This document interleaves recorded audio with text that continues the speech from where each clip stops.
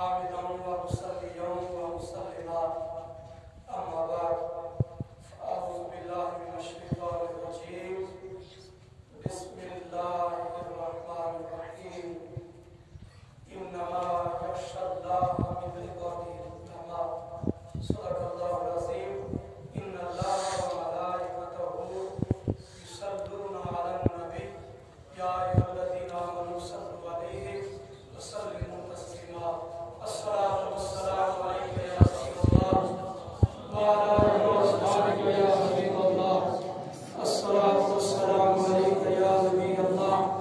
وعلى آله وأصحابك يا رحمة للعالمين جو تیرے در سے یار پھرتے ہیں در بدر یوں ہی پار کرتے ہیں اللہ رب العزت کی حمد و ثنا اور نبی کریم علیہ السلام کی بارگاہ میں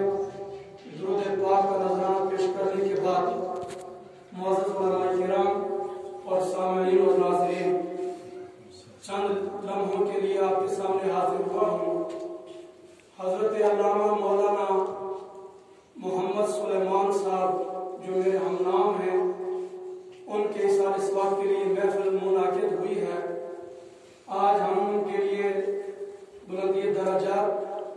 اور ان کے استغفار کے لیے بیٹھے ہوئے ہیں۔ ہم اکیلے نہیں ہیں، پوری کائنات ان کے لیے استغفار کر رہی ہے۔ جامع ترمذی اور سنن ابن ماجہ، سنن ابی داؤد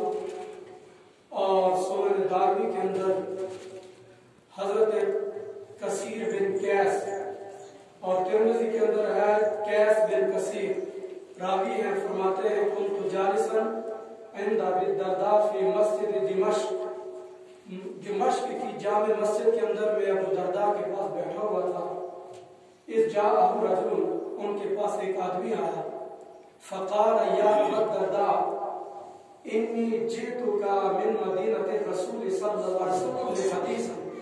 میں ایک حدیث کی خاطر رسول اللہ صلی اللہ علیہ وسلم کی شہر مدینہ سے آپ کی بارگاہ میں حاضر ہوا ہوں، کیونکہ بلغنی انک تحدث عن رسول اللہ صلی اللہ علیہ وسلم، کہ مجھے یہ بات پہنچی، مجھے یہ خبر ملی ہے کہ آپ اس حدیث کو حضور علیہ السلام کے حوالے سے بیان کرتے ہیں۔ تو آپ مجھے وہ حدیث پاک ارشاد فرمائیے، ما جئت لحاجت، مجھے